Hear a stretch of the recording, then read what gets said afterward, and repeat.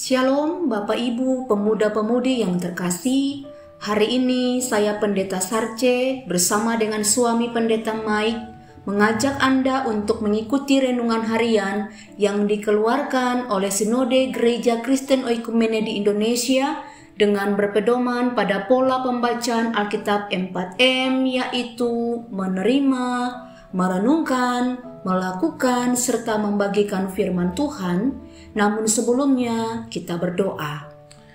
Mari kita berdoa. Bapa di sorga, kami bersyukur dan berterima kasih Allah. Kalau pagi ini kami boleh membangun hubungan persekutuan kami dengan Tuhan. Dan kami ingin merenungkan kebenaran firman-Mu, sehingga lewat firman Tuhan ini kami boleh bertumbuh bersama dan menjadi pelaku firman. Dalam Kristus kami sambut firman-Mu. Amin. Firman Tuhan hari ini yang kita renungkan terambil dari kitab Yakobus pasal 2 ayat 2 sampai ayatnya yang keempat dengan tema tidak pilih kasih atau jangan memandang muka. Yakobus 2 ayat 2 sampai 4, demikian firman Tuhan. Sebab jika ada seorang masuk ke dalam kumpulanmu dengan memakai cincin emas dan pakaian indah, dan datang juga seorang miskin ke situ dengan memakai pakaian buruk, dan kamu menghormati orang yang berpakaian indah itu dan berkata kepadanya, silakan Tuhan duduk di tempat yang baik ini. Sedang kepada orang yang miskin itu kamu berkata, berdirilah di sana atau duduklah di lantai ini dekat tumpuan kakiku. Bukankah kamu telah membuat pembedaan di dalam hatimu dan bertindak sebagai hakim yang dengan pikiran yang jahat? Berdasarkan bacaan tadi, kita akan belajar menggali isi Alkitab dengan pertanyaan berikut ini. Nah, pertanyaannya yang pertama adalah, apa arti memandang muka dalam ayat ini? Memandang muka mempunyai arti, yaitu cara memberi perhatian dan kehormatan khusus terhadap orang karena status sosialnya dan kedudukannya, atau dalam bahasa sehari-hari adalah sikap pilih kasih atau pandang bulu. Artinya keberpihakan yang tidak semestinya atau tidak adil. Dalam ayat 2-4 bacaan tadi, Yakobus memberitahukan bahwa sedang terjadi sikap memandang muka. Hal itu terlihat dari perbedaan antara orang kaya dengan yang miskin. Mereka menghormati orang-orang kaya dan yang berkedudukan serta meremehkan orang-orang miskin. Artinya, dengan kata lain, orang kaya lebih diistimewakan ketimbang orang-orang miskin. Jadi, jangan memandang muka karena status sosial atau karena kedudukannya atau bahkan penampilannya secara lahiriah. Nah, pertanyaan yang kedua, apakah kita boleh membuat perbedaan terhadap sesama kita? Tidak boleh menurut ayat ini. Mengapa demikian? Mengapa? Karena dalam ayat 4 itu dia berkata, bukankah kamu telah membuat pembedaan di dalam hatimu dan bertindak sebagai hakim dengan pikiran yang jahat?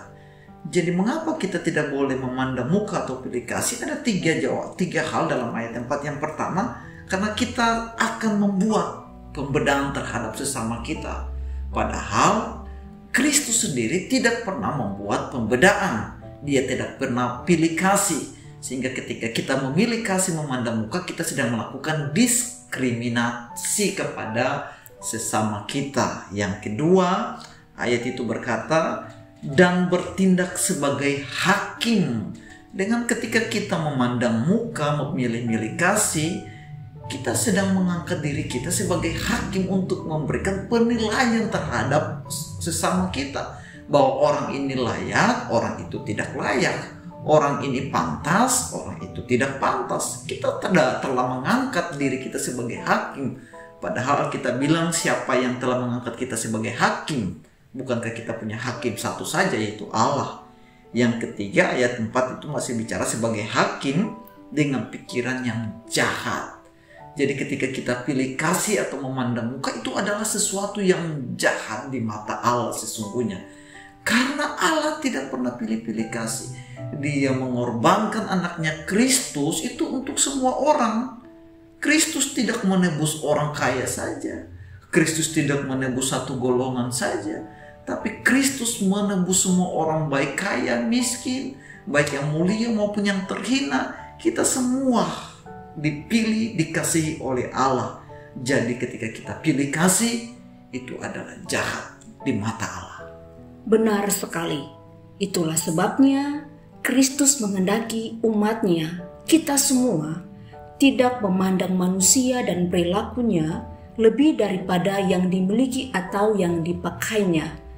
Dalam gereja seharusnya tidak ada perbedaan status sosial atau status atau karena kedudukannya, serta tidak diperkenankan untuk pilih kasih. Ingat, tidak benar jika orang percaya bersikap memandang muka atau pilih kasih.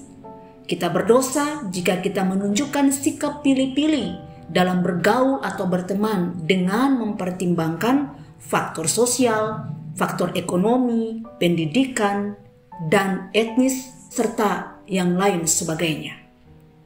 Nah, berdasarkan uraian pengajaran dan bacaan kita tadi, apa pelajaran yang harus kita lakukan? Pelajaran yang pertama yaitu kita harus mengenakan kasih terhadap siapapun tanpa terkecuali.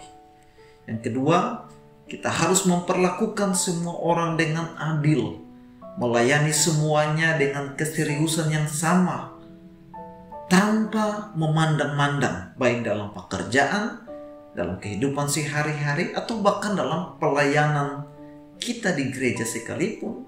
Tidak boleh pandang-pandang atau pilih-pilih. Yang ketiga, dekatkanlah diri kita dengan semua orang tanpa pilih kasih, karena inilah yang dikehendaki oleh Allah. Tuhan Yesus menolong kita untuk melakukan firman hari ini. Kita tutup di dalam doa. Terima kasih Tuhan buat firman-Mu yang sudah menasihati kami untuk tidak pilih kasih atau tidak pandang muka.